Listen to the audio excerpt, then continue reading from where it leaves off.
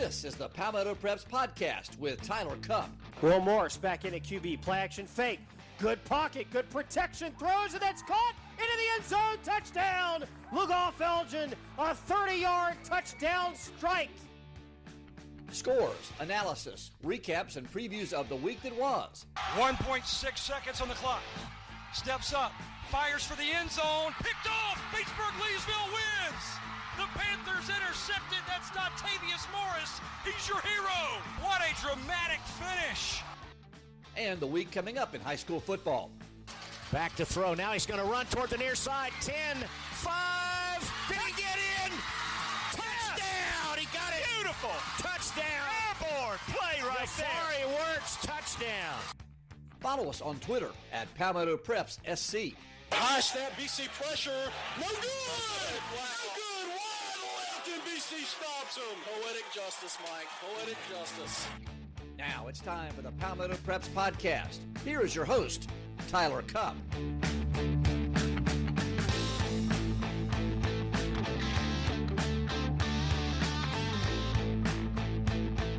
Yes, episode 2 of The Rundown on the Palmetto Preps Podcast. What is up? Tyler Cupp here with you. Well, we got through the first week. Episode 1 down, and let's get to episode 2. A lot of high school football talk on the way here on the podcast, as we're going to have a very special guest, Chris Deering of the state newspaper here in Columbia, covers high school football around the Midlands, been doing it a long time, coming up on 30 years. We have a really good conversation. I didn't expect it to go over 30 minutes, but it did. We talk about the big game this weekend around the Midlands, which is River Bluff and Gilbert. That's one of the best games in the state of South Carolina. We'll also talk about the Dutch Fork Silver Foxes. We'll discuss some officiating across the Palmetto State, his career, and a lot of other interesting tidbits on high school football coming up later on in that interview. We'll get into the polls here in just a moment. We'll also look at some of the big games coming up this Friday night in high school football. Nothing really surprised me this past Friday. You know, I'm thinking about doing a very short podcast on Friday nights where I just kind of run down the scores and give you my immediate thoughts of what I saw. I did not do that this past Friday, of course, but I think I'm going to start doing that here often, and I want to try to get a co-host as well for this podcast, just being as open as I can. I think listeners would appreciate more conversation back and forth, and you're going to hear that with Chris Deering in our interview. You're also going to appreciate what I'm working on for the next couple weeks, talking with some folks at the South Carolina High School League. They want to be more open. They want to be more transparent with the game of high school football, with media, with fans. So we're going to have some folks on from the High School League in the very near future. Next episode, more than likely, we'll have Charlie Wensky, who handles some of the punishments, such a harsh word, but some of the suspensions and things like that, and the rules and officials and things like that. There's a lot of topic of conversation has come up about the officials, in the sense that this past Friday night here around the Midlands area, we had some calls that were caught on video that just were not very good. There was one in the Spring Valley Chapin game where the officials were out of position. They called it a lateral, and it was clearly a forward pass. It was incomplete. Chapin picked it up, ran it back for a touchdown, and Spring Valley ended up losing that game by 3 points in overtime. Now, some can say, that was only in the first quarter and a lot of football was left to be played. I disagree. That's in a 3-point game, you give the other team a touchdown when it should have been called an incomplete pass. Yeah, that's an issue there. And again, I do not want to harp on officiating, because these guys have a thankless job. They don't get paid a lot. They travel all across the state. They do it as a service to the game, a passion, and they do it for the community. So I don't want to harp on these guys too much, but I think it can be better. We're not going to get instant replay in high school football, at least not in my lifetime, but I think it can be better. And I'm curious how the training goes about with officiating. I'm curious in terms of punishments, because listen, we're going to air it all out here on the podcast. Coaches will blacklist officials. That happens. I've heard many stories of officials not being able to officiate and go to certain games because of particular coaches and particular areas in the state. It happens. It is what it is. So we're going to get into that with some of the high school league folks, get into realignment here in the next couple of weeks. I think that is going to be a big topic of conversation as we get closer to it. So we will talk a lot about that. But as for Palmetto Preps, the site goes, it is your local media source focused on covering the entire state of South Carolina. One cool thing we have, not only a statewide scoreboard for high school league, as well as SCISA each weekend, but also each individual team has a page with a schedule and weekly scores and updates for every football program in the state. You can also find the front page of PalmettoPreps.com, and you can click on all that stuff right there on the front page. They spotlight players, coaches, podcasts, interviews, recruiting news, player rankings, and much more. We want you to use this site as opposed to other sites, of course. But seriously, Palmetto Preps has a great following, over 4,500 followers on Twitter, and it's a really easy-to-navigate site. They got a free email list. Links can be found all over the content. If you like the podcast, the work here on Palmetto Preps, they want you to support local coverage of South Carolina high school football. And if you want to support us, they got a special deal going on right now, 75% off the first year of an annual subscription right now. The promo code is this. Listen up. Write it down. SCHSFB. South Carolina high school football, but the initials. SCHSFB. That is the promo code to get 75% off the first year of an annual subscription. And again, folks, when you're paying that, you are supporting folks that are trying to give you the best coverage possible of the game you love in high school football. Lots of our content is free, but this promo code gets you access to all of our content on the site. It helps support what we're doing so we can continue to roll out this content. So if you're a supporter of high school football, supporter of Gamecock Central, supporter of me, Wes Mitchell, Chris Clark, throw it in there because we're going to keep putting out some good content. We're in the very early stages of the ideas that we have for this show, the ideas that we have for the content, and I promise you there's a lot of cool stuff coming up. Okay, so before I get to my interview with Chris Deering, again, not a whole lot jumped out to me back on Friday night. You, of course, had Myrtle Beach and Carolina Forest. They had their big clash. Myrtle Beach won that one by a couple of scores. Luke Doty with a big game. And then you had Aner and Green Sea Floyds. Aner came out with the win there. Those were our two spotlight games. We've got a couple of big ones this Friday night. There's a lot of ranked matchups in the state of South Carolina coming up this Friday night. And I was finishing up my prep. You've got some 5A taking on 3A. You've got some 4A taking on 2A in some of these games, and I'm writing that one down now. You've got Saluda and Southside Christian. Saluda is 5, Southside is 4, both in Class 2A, and those are two high-octane offenses. Those guys go up and down the field. So you've got Saluda and Southside Christian. That is in the upstate at Southside Christian. Another one, you've got a 4A against a 2A. Abbeville will play host to Hartsville. Now, I've said it on the podcast, and you'll hear me say it in the Chris Deering interview. Hartsville's a little down. I've had a lot of folks tell me this Hartsville team does not have as much talent as it's had in years past, but they still have dudes, okay? And they still got Jeff Calabrese, who's one of the most well-respected coaches in the state. So Hartsville will travel to Abbeville. That is a big one there. Another game to circle. It might end up being a blowout, but I circle it because in years past it's been a really big game. Marlboro County will travel to Dillon. Now, Marlboro County, they're in a rebuilding phase. They got a new coach in Bobby Collins, who I think personally is another coach on the rise, a guy that turned and won more with less there in Lancaster for a couple years with the Bruins. Bobby Collins, well-respected coach from guys I talked to. He will travel to Dillon with Marlboro County. And again, this could be one of those games where Marlboro County has been looking forward to this game. It is somewhat of a rivalry game, and I think you're going to see, at least in the first half there, Marlboro County play very physical. Let's see here. Some other ranked teams. Burns will be at Gaffney. That is number 2 in 5A against number 4 Gaffney.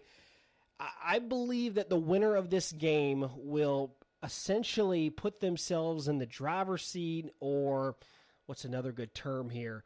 Basically elevate themselves as a challenger to Dutch Fork. And I think a lot of people would agree with that. The winner of this game puts themselves as a challenger to one of the top teams, not just in the state, but in this region, maybe in the country. I think Dutch Fork just got put in the top 25 national rankings here just a couple of weeks ago. So Burns is at Gaffney at the reservation. Number 2, Chapman is at number 8, Eastside. Eastside, of course, is in another classification. Chapman is in 3A. Eastside, I believe they're 4A, aren't they? Yes, Eastside is 4A. Eastside number 8 in the 4A polls that just came out today. Chapman number 2. Could be a lot of offense in that game. I know Dan Morgan, who's the offensive coordinator at Spring Valley, was the head coach of Eastside for the last 2 years, and he developed that spread offense, and they've got a lot of athletes up there.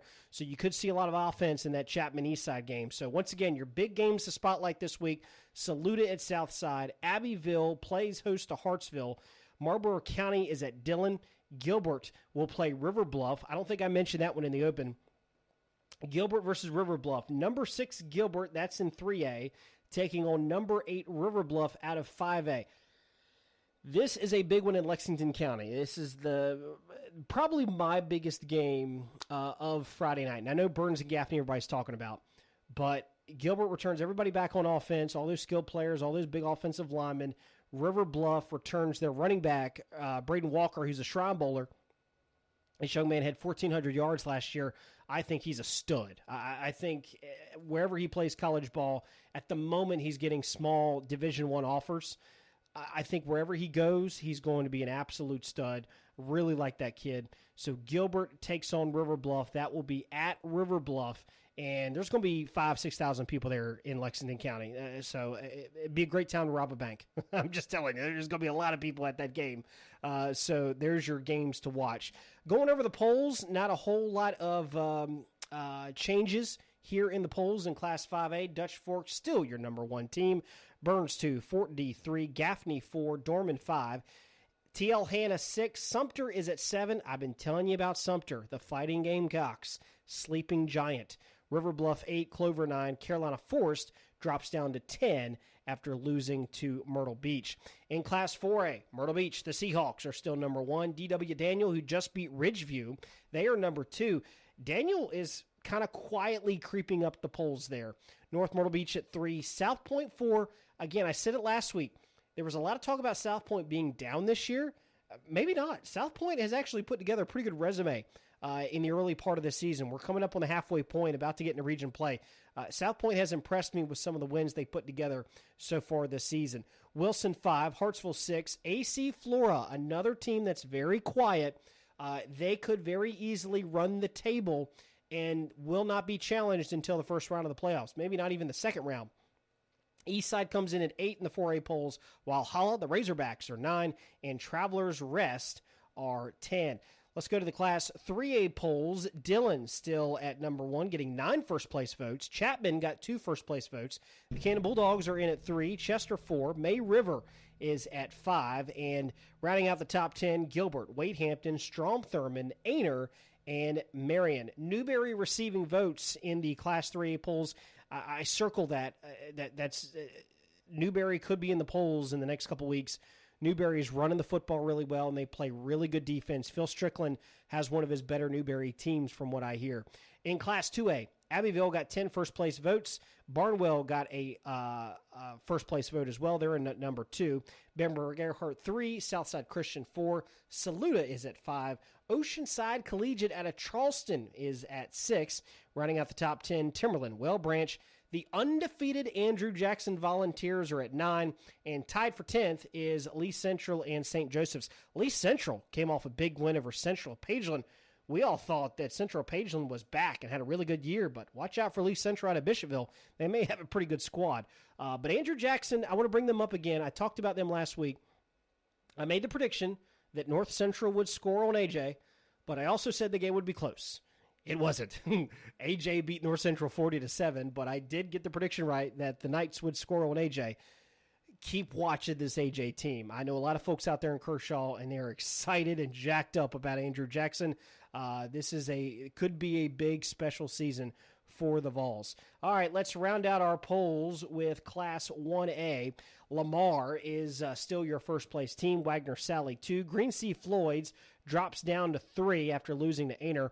Blackville held a 4, Lakeview 5, Branchville 6, C.E. Murray is at 7, Baptist Hill at 8, Ridge Spring Minetta at 9, and 10th is Denmark Olar. Other teams getting votes, Great Falls having a decent season, Cross, Calhoun Falls, Charter also getting votes. So those are your polls as voted on by yours truly and the media of the high school football in the Palmetto State. Let's take a break. When we come back, we'll get to our conversation, our spotlight.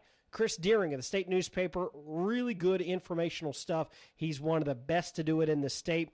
We get the top guest here on the rundown. Chris Deering will talk about River Bluff and Gilbert. He'll also talk about his time covering high school football around the state. We get into officiating as well. The rundown on the Palmetto Preps podcast returns after this. The Palmetto Preps podcast is brought to you by PalmettoPreps.com. Find them on Twitter at PalmettoPrepsSC, covering South Carolina high school football with scores, rankings, recruiting schedules, podcasts, and more. Additional content coming soon. PalmettoPreps.com, part of the Rivals.com network.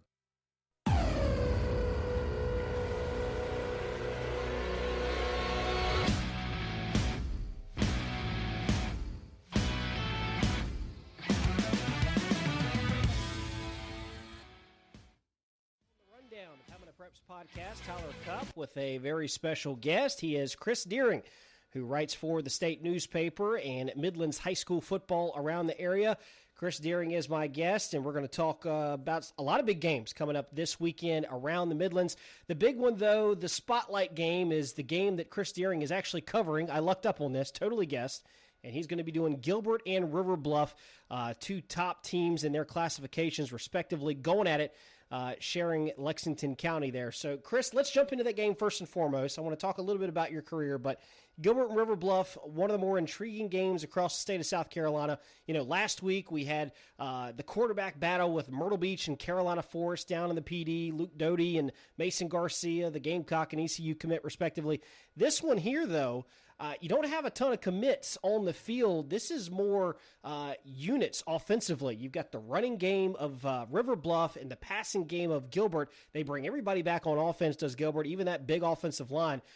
I'm not sure if this game is going to be who has the ball last or what, but these are two outstanding programs that have been on the rise the last 3-4 years, including River Bluff, who won 9 games last year with Blair Harden.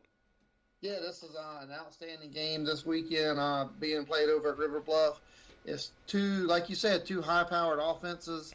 I think River Bluff may have a little bit better defense than Gilbert's showing right now, but it should be exciting. I was talking to someone yesterday about this game, and I easily expect at least 6,000 people in attendance. And, you know, you look across the landscape of the Midlands, and you don't get that every week. At every venue, so I'm really excited to be there and looking forward to a great Friday night. You've seen River Bluff already. I've seen River Bluff, and you've seen Gilbert. And Gilbert's got the quarterback, Jai Tolan, who has just been slinging it all over the place. Last year, Gilbert had that 2-quarterback system. Josh Strickland was the other QB. He transferred over to Blythewood, and now Tolan's kind of the guy. Kind of take me through this Gilbert offense and what you see from those guys. I think this is really, you know, last year they did split time, and when I say they split time, Tolan and Josh Strickland, they alternated every other series. And I asked late in the season if that was good for both of them, and Coach Leapart told me that he, you know, that's just the way he was doing it. He wasn't going with a hot hand if somebody got a hot hand. And you know, I don't know if that was the best situation for either one of those guys. But so far this year, I've seen Jai a couple of times, and he's exceeded what I expected. I'll be perfectly honest. You know, he's throwing for 300 yards a game, but he's got a great command of that offense. He's got weapons all over the field. I mean, like we talked about it, but all their skill people are back, and they're really producing at a high level right now. I think they're going to be a factor come November in the playoffs. They're going to be a hard out. As far as River Bluff, you know, we talked about them a little bit too, about the running game, Braden Walker. It's going to be a challenge for both of these teams. I can't, like I said, I can't wait to be there. As for River Bluff, I saw them against Lugoff Elgin And going into that game, the spotlight and the headline was Braden Walker, the talented running back, rushed for 1,400 yards last year, and he's getting some small Division I offers. He made the Shrine Bowl, which I was happy to see because, in my personal opinion, he might be the best running back in the Midlands, pound for pound, the way he runs the ball. Kind of like Christian McCaffrey, runs a little bit more physical in between the tackles, can catch it out of the backfield. But what jumped out to me for this River Bluff team, Chris Deering, I think is going to be the X factor in this game. That's the defensive line of the Gators. I came into this game not even realizing how good they were. They're not overly big up front, but they get after the ball. They're ball hawks. And if they can get pressure on Ja Tolan, y'all could have a pretty good ball game there in Lexington County. Yeah, that's what I expect. Walker's done about as expected this year. He did make the Shrine Bowl. And I do think he's got some other weapons on offense. The quarterback situation at River Bluff has been in a little bit of flux with the injuries. But I think with what they have with the weapons outside of Walker, I think they got enough weapons to keep pace with Gilbert. And like you said, that defensive line for River Bluff, I did see River Bluff in the preseason. They scrimmaged Berkeley, my former high school, where I played down in the Low Country many, many, many, many years ago. And so I did go over there and watch that, and I was impressed that night. Berkeley was a little bit limited. Their quarterback was hurt, so they were breaking in a new guy, and they pretty much held Berkeley in check. And, Fort Dorchester did it to Berkeley last week, but I don't think many teams in the states can hold Berkeley in check quite often. They had, again, the quarterback went down in the game last week against Fort D as well. But I expect whoever – and, this is cliche, I think, but whoever does not turn the ball over in this game is probably could turn out to be the winner. Let's look around the Midlands. I do want to talk a little bit about Berkeley and where you got your start. But Midlands football, Dutch Fork, take me through the Silver Foxes here. Is this team better than last year? Are they a step off from last year? What's your take on the Silver Foxes? This is funny. I don't think they're as good as last year, and it's solely for the fact that they lost so much on the offensive and defensive lines. Okay. But I do believe they are just head and shoulders above anybody else in the Midlands. I thought Blythewood might give them a little bit of a game this past Friday, and that game was over at the half. So I don't see them getting challenged in the regular season. I did look at something this past weekend. The region they are in, I think their overall record for everybody in that region now was 21-2-1, with Dutch Fork having that one tie against Mallard Creek. So, people don't look at that region as being that strong, but they've won games. I think teams are, I've always said teams that see teams every year and know what to expect have a better chance of beating a Dutch Fork than a team that sees them once every 2 or 3 years. Because you know what to prepare for, you know what to expect. But the problem is you just have to stop it. And I don't think anybody in that region can stop it. I went to White Knoll last week when they played Gray Collegiate. White Knoll's undefeated so far. But, they gave up 42 points to Gray Collegiate. So that does not bode well with Dutch Fork still on the docket. If they get challenged in the regular season, I will be surprised. But I do think they will see some teams in the playoffs. They'll have to go through a Fort Dorchester or Sumter, teams like that in the Low Country to make it back to the championship. I would throw Sumter in there as well. I think they're a sleeping giant, big offensive line, big defensive line, skill guys on the edges. But I agree with you on your assessment of Dutch Fork. I don't think they're maybe as good, but it's kind of weird because they got a lot of returners with Olin Chuck and Jalen Hyatt, the big-time wide receiver that's going to Tennessee, and then, of course, John Hall, the big physical running back. I want to ask you this. Avion Smith for White Knoll, you mentioned the Timberwolves. They're riding high. They're undefeated. And Dean Howell, who's one of our favorite guys in the Midlands, said that Miami of Ohio is getting a steal. Do you agree with that? I think Avion Smith is just electric. He's fun. I do too. I think that's a fair assessment. Like I said, I was at that game last week. Avion accounted for 9 touchdowns, 5 passing, 4 running, and he can do it all. And I think a lot of people looked at him early and thought he was just a running quarterback, but he can definitely throw it. Matter of fact, he threw a couple of passes last week. The 36-yard touchdown pass, and I forget who it was to. It was a beauty. I mean, it was right on the money. The kid never broke stride, and he called it about the goal line. it was a thing of beauty. I think Avion Smith, if he does not make the North-South game, I think it's going to be a travesty that he does not. But, there's a lot of good quarterbacks in this state. You mentioned earlier the kid over at Carolina Forest. He didn't make the Shrine Bowl, so I definitely think he's got one of the spots in the North-South game. Olenchuk's probably got a spot in the North-South game.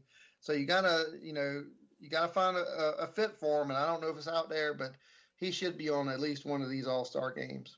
He'll be on the Metro Bowl, I guarantee, if he's done anything else. That's for sure. We love the Columbia Metro Bowl. Should having that the second year coming up in December. Let's look a rest of the Midlands teams and how they kind of shape out. I'm still not sure what to make a lot of these teams, Chris. I got to be honest with you. Blythewood has kind of been hit and miss. Westwood has been hit and miss. Westwood lost that first game to Lugoff-Elgin. I thought there were a lot of factors that played into that game. But then they go on the road and beat a really good South Aiken team, in my opinion. So I'm still not sure what to make of the Blythewood schools. Fairfield, I'm waiting for them to turn it on offensively. There with the Fairfield Central Griffins. The team that I'm also still waiting to see a little bit more of, that's the Cannon Bulldogs, right here in my home turf with Kershaw County. I saw them against Lugoff-Elgin, saw them in the Jamboree. Their slate in terms of opponents they have played not been as impressive, but they're getting the job done, and they have one of the best three backs, and I consider the quarterback kind of a running back type player. But Willis Lane is a kid to watch. He's a junior. He'll be back next year. One of the top rushers in the Midlands. Jafari Pearson at quarterback and Micah Davis. Camden, I don't think will be challenged until they play Chester. So that'll pretty much be for the region possibly. But who else has kind of jumped out to you in the Midlands and maybe some of those other teams I mentioned? Well, I'm going to mention Camden real quick. They did beat West Florence last week, correct? Yep, they did. And I thought that was a big win because West Florence was undefeated coming into that game. So I thought that was a big win for Camden. I'm like you. I don't think they'll be challenged again until they play Chester, and that will be for the region title. I've not seen them yet. I would like to see them before the regular season is out. But they bring a lot to the table. Willis Lane, like you said, is a great running back. It should be interesting to see how far they can go. Again, they hadn't been tested outside of West Florence, so you got to really wonder about what they can do once the playoffs start. But I think they're a team that could be there in the rounds 2 and 3 maybe. And then you talk about teams that I'm impressed with, and I've talked about this team quite often so far this season. The team that sort of come out of nowhere that I didn't expect this from was AC Flora. Yes, yeah. I do think they have a chance to go. If they win this week, I think they have a chance to go undefeated. Agree. In the regular season. Yep. And with all the talent that they lost last year and then changing coaching staffs, Dustin Curtis has come in and done a great job. So that's a team that I've been really, really impressed. And then the running back they have, Matthew Pack, I made this comparison a week or two ago on the radio, and I hate to compare players to somebody else, but he reminds me a lot of Marcus Lattimore. Ooh. He runs behind his pads. Nobody ever gets a clean shot at him, and he's just very, very difficult to bring down. He's not a big guy. He's probably 180, 185 pounds, but he is difficult to bring down, and he's only a junior, so I expect a lot of big things out of him. He's had a couple 200-yard games this year, and I think he's one of the better running backs in the Midlands as well. Talking to Chris Deering of the State Newspaper. Chris, I want to look at your career. You've been doing it a long time. Do I have this right? I think I saw your tweet a couple months ago. 29 years. This is your 29th year in the business. Is that right? Well, that's correct. January will actually be the start of year 30. I Wow. started in January of, I guess that would have been 1990 doing this. So I've been around a while, and never thought I'd still be doing it today, perfectly honest. And the one thing a lot of people don't know about me is I've never done this as a full-time job. This is a hobby. This is fun. This is what I love doing, and I'm going to keep doing it probably till my wife runs me out of it. She's in the other room listening, by the way. That's fantastic. That's great. So you start out in Berkeley, and I want to know about the book. Are you and David Shelton still writing this book, The History of Berkeley Stags Football? Are you guys still doing this? It's still out there. We've done a little bit of work on it. Unfortunately, David's had a few health problems here recently, so we've sort of put it on hold. But we hope to pick it back up. It's hard to write during football season about football because it keeps us so busy. And we want to do this again. We want to do it right when we do it. So we'll probably pick it back up in January and see what we can do with it. But yeah, I think we will get this published sooner or later about Berkeley football. And that's, again, David went to Berkeley. He's a couple years older than I am. I went to Berkeley, so it's a passion for us. And they have enough history to get the story out there. And if it works well there, we'll see what we can do maybe somewhere else across the state. I called a playoff game in Berkeley for Lugoff Elgin a couple of years ago, and Berkeley's such a cool place to call a game, and you feel, I know this sounds cliche, but it's the truth. It's kind of like walking into Zemp Stadium at Camden. You feel that history. You feel like that is a special place when you walk there on a Friday night under the lights, and Berkeley is one of those places in the state of South Carolina.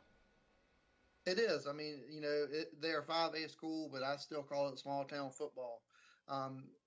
Places shut down on Friday. That's what you do. You go to the games. I started going to football games when I was 2, 3, 4 years old, and that's all I wanted to do coming up. I was going to play for Berkeley at some point, and fortunately that happened, and we were pretty decent back then, and they've had success over the years. So it's a great place to play, great place to grow up. True Friday Night Lights type of atmosphere, and I'm glad they took care of you when you went over there. I think I remember I put a good word in for you that you were coming. So no kidding, Chris. I told you this. It is one of the best experiences I've ever had going on the road, doing any sport in high school. I've done baseball, basketball, football, and a lot of sports for NFHS Network. But absolute one of the best experiences we ever had. Everybody was so kind and friendly, and that was not the biggest press box. We're kind of in there with a lot of people right next to us, elbow to elbow, but they were great. Yeah, I covered a game at Berkeley a couple of years ago, and I actually went last year when they played Summerville in the playoffs. And I think I went to the press box for a few minutes, but I stayed on the sideline mostly for that game. But yeah, it's not the biggest press box in the world. It's not the nicest press box you'll walk into, but they try to take care of you down there as long as you do what's right. We believed in that pretty good to do what's right, and we'll take care of you. When you're writing high school football, what's harder to write, a win or a blowout? Like a really close game. I should reiterate that. A really close game or a blowout. What's harder to write? A blowout by far, because I'm gonna be honest. I'm like everybody else. You get a blowout, you get into the third quarter, you sort of lose interest. You're not paying attention as close as maybe you should. And especially when you go to these schools like a Dutch Fork or a Blythewood, someone that keeps stats for you that you don't have to do it yourself, you sort of lose interest and you might miss a few things, but, you try to just stay focused as much as you can. And one thing a little bit different this year than it's ever been, and I'm sure people have noticed this, we don't have game stories in Saturday's paper because of our early deadlines. So it takes a little bit of the pressure off of having to get it done so quickly right after the game. I usually take we used to have to be turned in by 10:45, 11 o'clock at the latest. And, I probably stretched it out to about 11:30 now because I know it's not going in the paper on Saturday.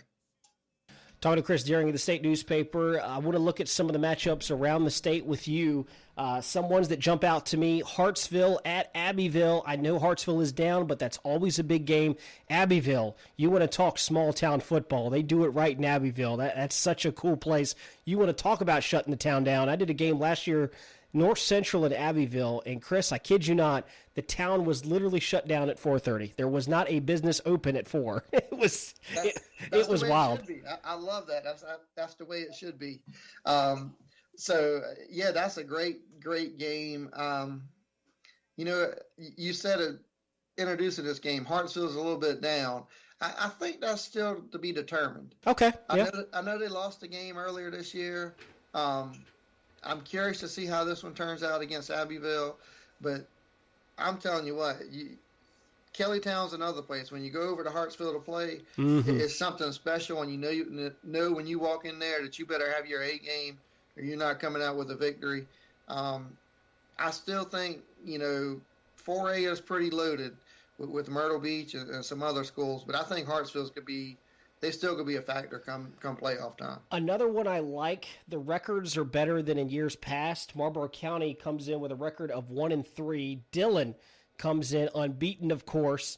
But this game is always a big one, always one you circle. Marlboro County with Bobby Collins at the helm. He is an outstanding coach. I thought he did more with less at Lancaster for a couple of years, and now he's over at Marlboro County. That is a really good job if you can get those kids together and get them on the same page. They go to Dillon.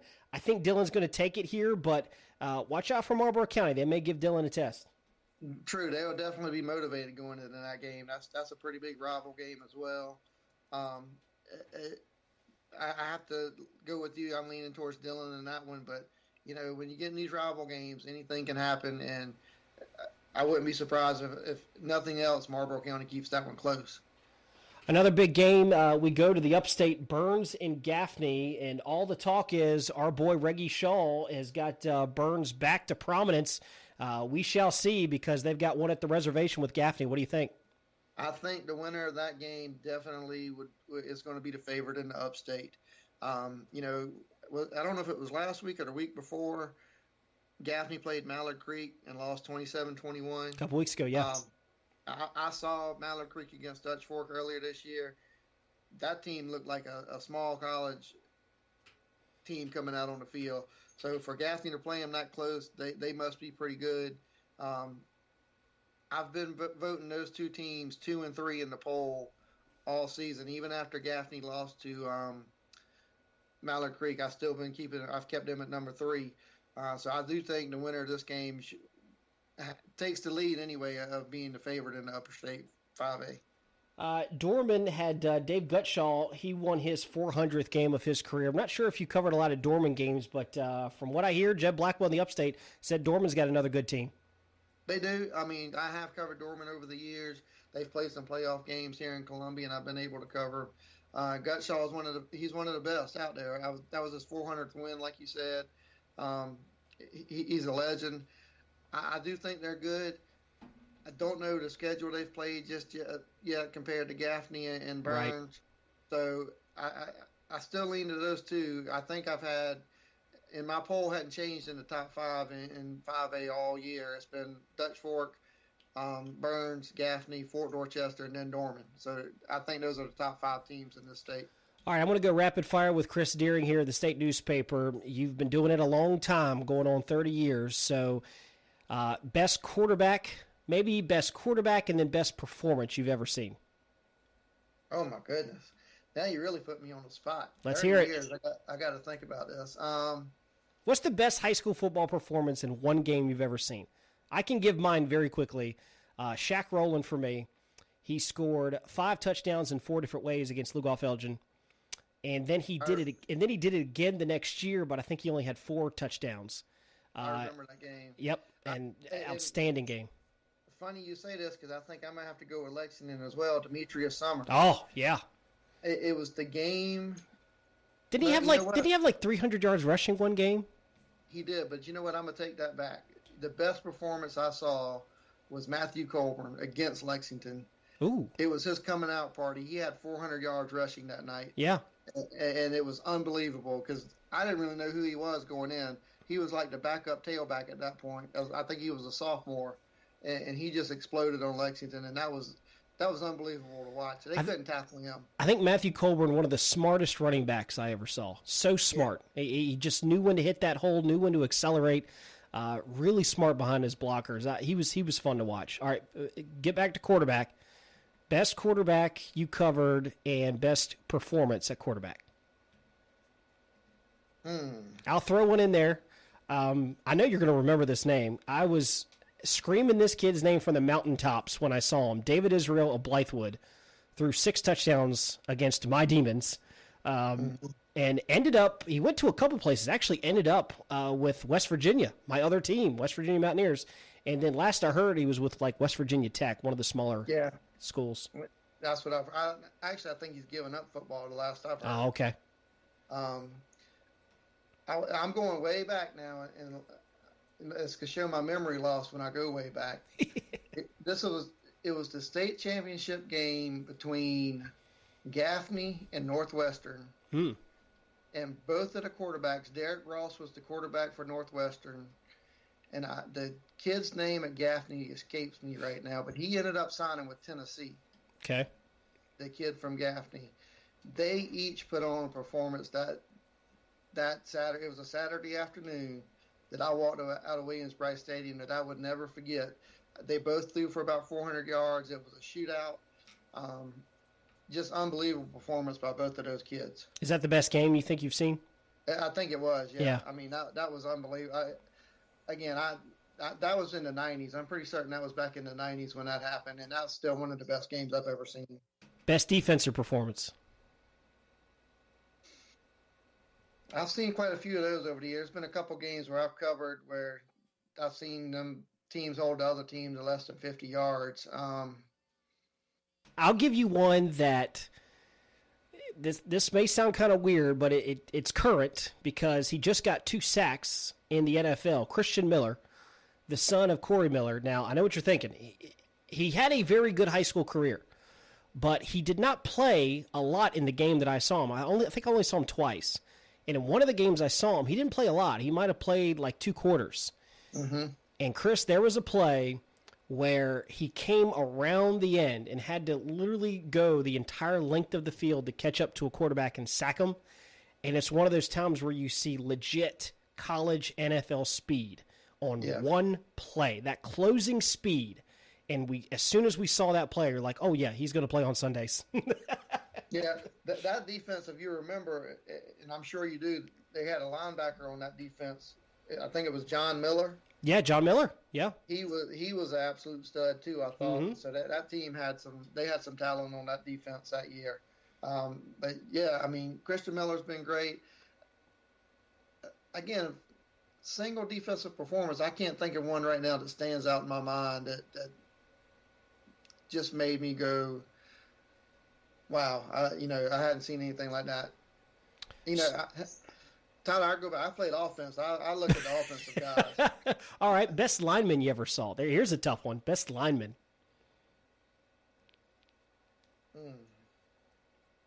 Best lineman.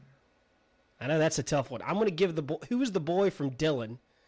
I think he ended up going to South Carolina. Blocked for Avery McCall's first state title.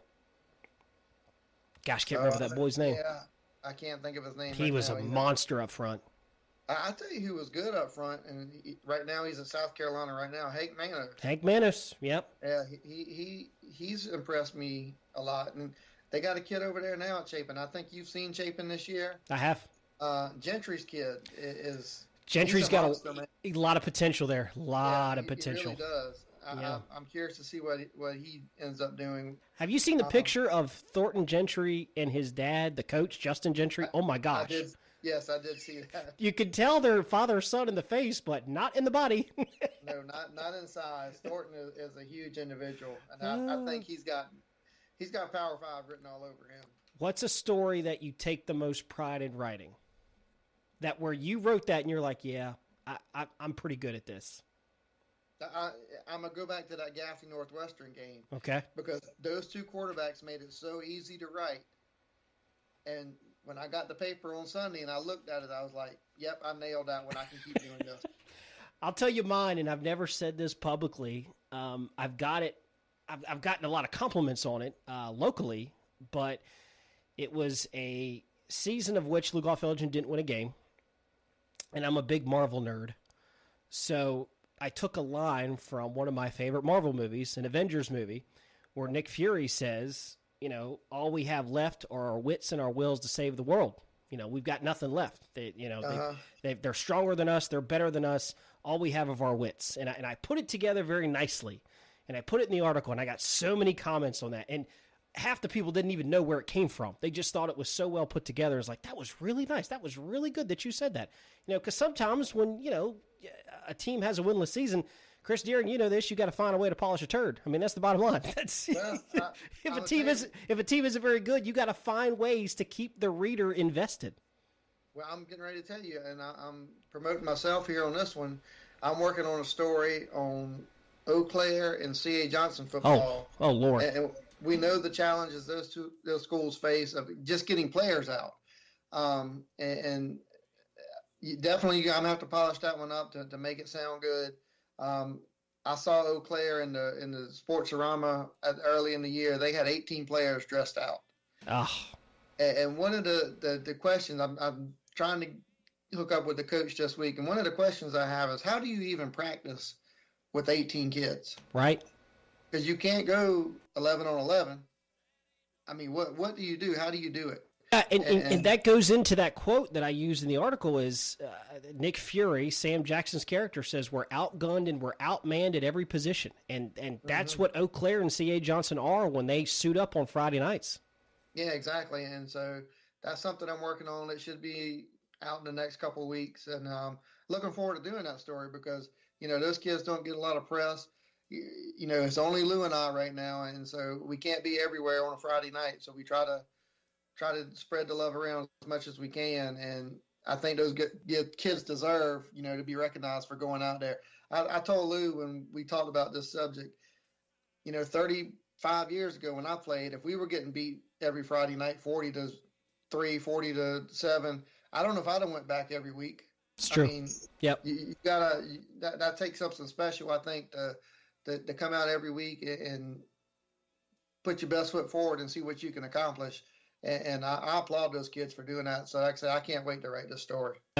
Chris, there's no doubt about it, especially in 2019 where social media, everybody's got an opinion and everybody can, type on their phone about what they see or what they think is right, what they think is wrong. And bullying is a thing and all this kind of stuff. So it takes a lot of courage for those kids to keep going back at it Friday night. You're absolutely right. All right, last thing. You and Lou Bajak at the State Newspaper, you pick these games every Friday around the Midlands. Is it true that you legit get heat from players and coaches? Is that true? I can honestly tell you that every coach that I talk to, they know who we pick. And when the team I don't pick is usually who I hear it from. And that's fine. We put it out there. We want people to talk about it. We want them to look at it. But yeah, we definitely catch a little bit of flack for our picks in the paper every week. I mean, sometimes we get it on social media. I don't know if you've seen that. But. That's so good. Last thing, I did want to talk about this, and I hope to have Charlie Winsky either on this week's edition or next week. Charlie Winsky with the South Carolina High School League. Officiating has been a topic the last couple of years with high school football at Palmetto State. And I've always had pretty much the same opinion. If you're going to be there, make sure you know what you're doing. Make sure you're invested. Make sure you're in the right position. I know it's a thankless job. I know these guys don't get paid a lot. Mm-hmm. But when a call so bad happens and it affects the game, it takes away from the kids. It takes away from the fans. And again, I hate criticizing them because I know those guys don't get paid a lot, and I know it's a thankless job. Is there a way to make it better week to week? Now, again, I'm not trying to say that officiating across the board is awful, but I think it could be better than what it is. It definitely could be better than what it is. Again, I've been doing this a long time. I don't think it's as good today as it was 20 years ago, and I don't really have anything to back that up with saying that just other than my naked eye watching the games every Friday night. This past year, I know there was a handful of officials that's been around forever. They all retired, and getting new blood in there is very difficult.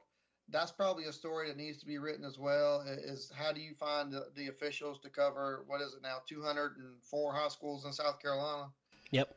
So you got to have 100 plus, or there's 100 plus games every week. So you got to have 400 officials or 500 officials at least to staff that. So it's difficult. I understand it's difficult, but like you said, try to make the right call, try to be in the right position. And they do make mistakes. And one thing, if you do get Charlie on, I'd like for you to ask him, how much are these game tapes reviewed, and do these officials get graded? And is that really, how does that really work? Because I don't know the answer to that. Well, we know some officials get blacklisted. I do know that. I'm not going to shy away from the elephant in the room. It happens. We both have heard all kinds of stories of coaches just having an unfortunate a game with an official and they report him and never want him to officiate another game again of theirs. I think it happens more in basketball than it does in Oh, football. yeah. Oh, yeah. And Yeah. I've actually heard a fun philosophy on this, by the way. I had a coach tell me he will never turn an official in if he wins the game. I've never heard that one before. Yeah. I'm sorry. I got that wrong. He will never turn him in if he loses the game because he doesn't want to come off as a sore loser. He'll turn him in if he wins the game, but he'll never do it if he loses. That's an interesting way to look at it, but wrong is wrong. I mean, if you feel like you were wrong, I think you turn them in regardless. Yep. That's my point. Yep. Good stuff. All right, he is Chris Deering of the State Newspaper. Chris, I did not expect to go that long, but that was fantastic conversation. Appreciate you joining us. And at River Bluff in Gilbert, that's going to be a fun one on Friday night. Appreciate you hanging in there. Oh, glad to be here. Let's do it again. And, yeah, Friday night should be fun. I'm looking forward to a crowd of at least 6,000. I'll definitely report how many tickets were sold when I get over there. The Palmetto Preps podcast is brought to you by PalmettoPreps.com. Find them on Twitter at PalmettoPrepsSC, covering South Carolina high school football with scores, rankings, recruiting schedules, podcasts, and more. Additional content coming soon. PalmettoPreps.com, part of the Rivals.com network. All right, so there you have it. Appreciate Chris Deering of the State Newspaper for joining us on the Rundown, Episode 2 of the Palmetto Preps podcast. Want to again remind you, Palmetto Preps, your local media source focused on covering the entire state of South Carolina in high school football, where they have a free email list. Links can be found all over the content, spotlighting players, coaches, podcasts, interviews, recruiting news, player rankings, and much more. And right now, they are offering a special deal, 75% off the first year of an annual subscription right now. Promo code SCHSFB. That's South Carolina High School Football, but the initials, SCHSFB. That promo code will be on the big banner on the front of the page. Lots of the content is free, but this gets you access to all the content on the site, and it supports us to put this content out there to support and cover high school football. So 75% off your first year subscription right now. We want you to use this site on your Friday night when you're trying to get scores, you're trying to get schedules. We want you to use PalmettoPreps.com at PalmettoPrepsSC on Twitter. My thanks to Chris Deering. My thanks to Chris Clark. We'll do it again next week. Special guest next week from the South Carolina High School League. Charlie Winsky will be my guest. A big interview there next week. So enjoy the football. We'll talk to you next week.